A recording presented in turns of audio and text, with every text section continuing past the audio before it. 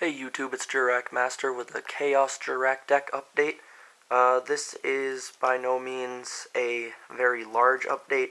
This is more of a side deck kind of update. I don't even remember if I did a side deck in the other one, and for this deck I will quickly run through the main deck. If I have time at the end of the video, I'll run through a little bit of my decision making, seeing as the last video I took longer on the deck itself.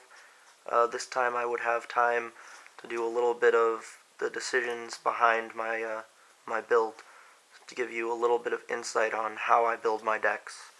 So I'm going to get started. 3 Guaiba, 3 Velo, 3 Dino, 1 Golem, 2 Aeolo, 1 Terra, 1 Hera, King Caballo, 2 Element Saurus, 2 Effect Veiler, 1 Blackluster Soldier.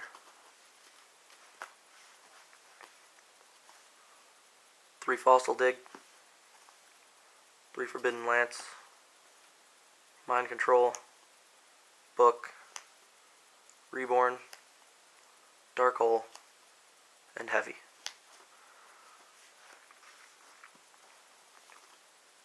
Solemn, 2 Black Horn, 2 Deep Prison, 2 Bottomless, 2 Compulse, Mirror Force, and Torrential.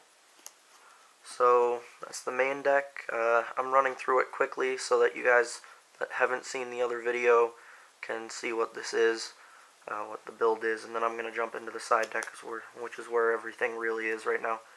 So extra deck is 2 Giganoto, Meteor, Roach, Utopia, Leviathan Dragon,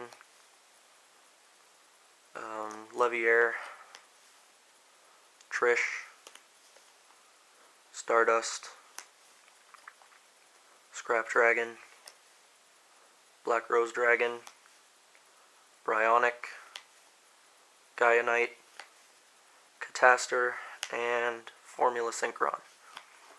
So now I'm going to get into the side deck, which is where all of the important stuff is. So first off, I have 2 Goes in Match. Not really anything new there. Same here. Next is Rivalry of Warlords ×2. Nothing really special there either. Just pretty basic Jurrac sides. Now for the kind of varied stuff, I have 2 Shadow Imprisoning Mirror, but with Darkworlds coming out, and you might as well stop the effects of Gravekeeper's Spy and whatnot if you want to side that in against Gravekeepers. Stops Necro Gardenas, I think. I don't even know. But I know that Darkworlds would not want to face that. Next up are the spells. I have 2 Leeching the Light, because basically Archlord Christia is a pain in the butt. Them dropping Judgment Dragon is a pain, and Blackluster Soldier is a pain. So basically any Chaos decks, you could side Shadow Imprisoning Mirror and Leeching the Light, and you'd be all set. I know I have Forbidden Lance, but let's face it, what am I going to normal summon that's going to get over Christia even with a Lance? And it's not like you can activate 2 Lances on one monster. It just doesn't work. So I guess what I could bump heads with Christia if I had a fire monster and summoned Element Saurus. But this is definitely worth it. Hyperion falls to this. Pretty much everything you want to. Leeching the Light's pretty good. I had been siding other things just to stop light monsters, but it wasn't really working out too well. I have 2 Noblemen of Crossout, just for, I guess, Gravekeepers, Worms, especially if you ever face those. I had room. It works against quite a few decks, anything that flips, all that kind of stuff. So even stuff that doesn't flip, if you want to hit a Spirit Reaper, go ahead. I mean, you wouldn't know it's a Spirit Reaper, but if you have a pretty strong guess, like if they pot a Duality Spirit Reaper, I don't know, just go ahead and try it. It works pretty well. I have 2 Mystical Space Typhoon.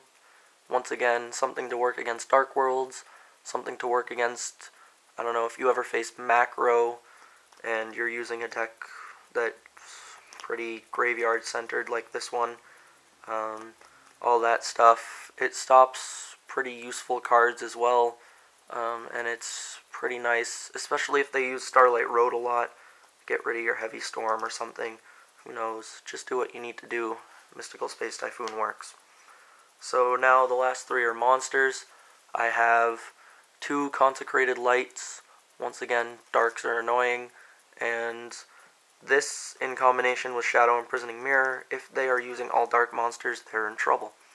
Especially if you can cover those cards.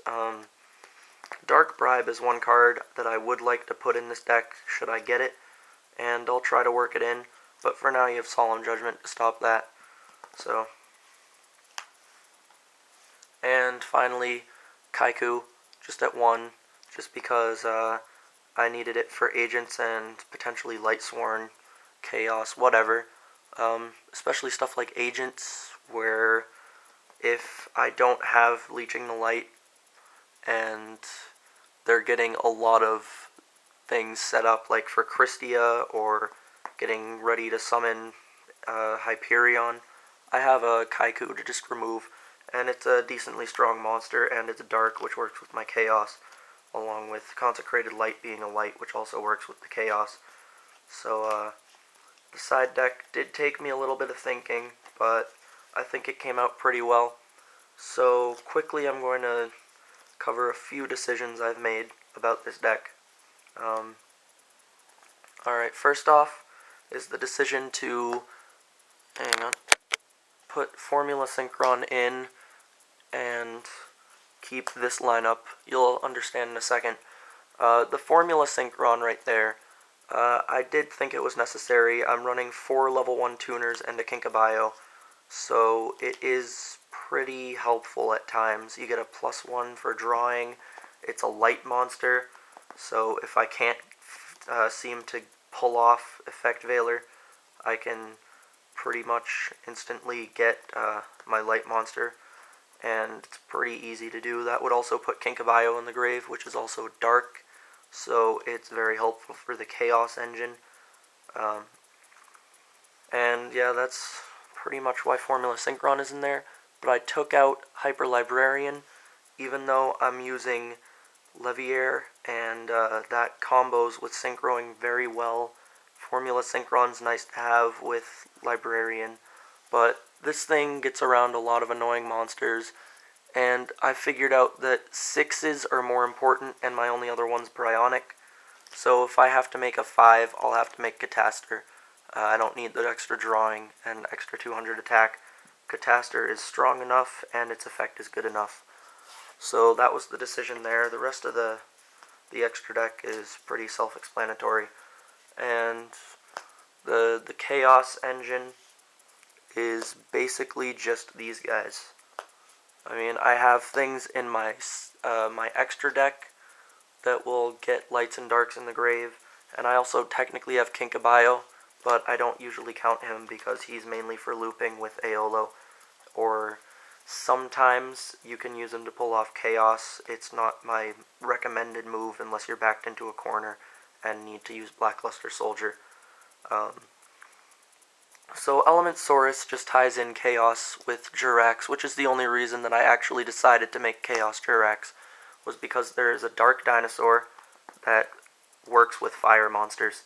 So what else do you want? Ties it right in.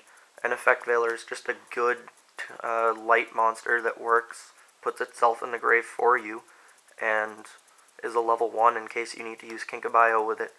So obviously Blackluster Soldier is just a dominating force in this game, and no real need to explain why I put him in there. It's Chaos for a reason. So now I want to briefly talk about the Jurrac engine here, because this deck is going to be a lot better once evils come out and we get the evil Kaisers. First off, don't get this mistaken for anything else, it is just in case.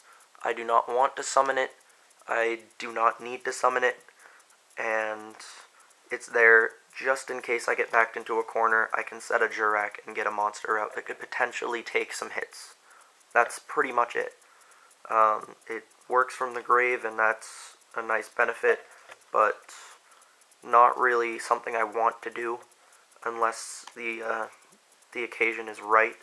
Like, say they get over this and I need to summon something.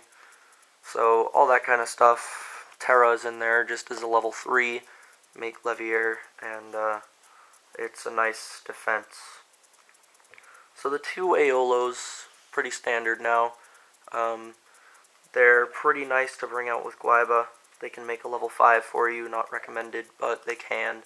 Typically I use them to revive a Velo or something, or combo with reviving Golem or Dino.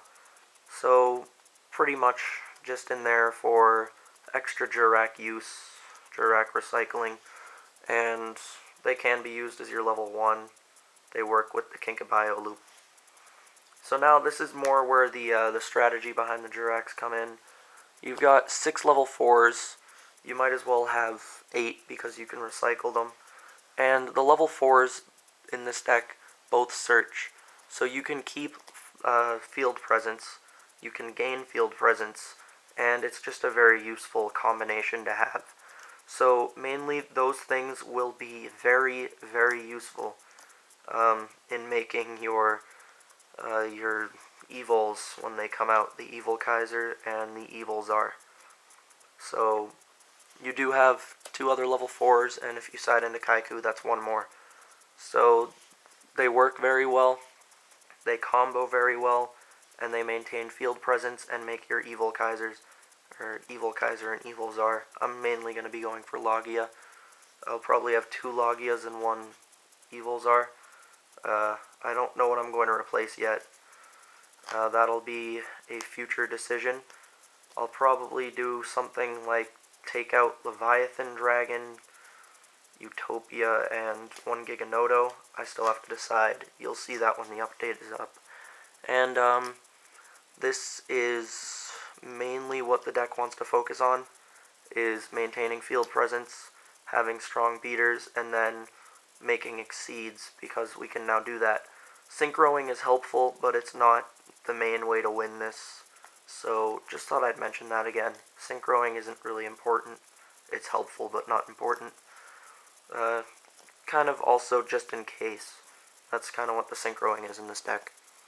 So with your level 4s, you're pretty safe. And finally, the primary tuners. Dino, I like to use the effect of. Golem is nice if you get backed into a corner and can reduce their hand.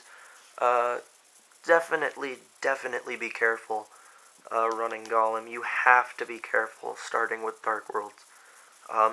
Do not be stupid and use the effect. I mean, it's a mandatory effect and all, I get that. But don't just use it stupidly against darkworlds. It is a very, very dangerous card to be playing right now, and I use it because it's a level 2. That's pretty much it. So that is one big caution.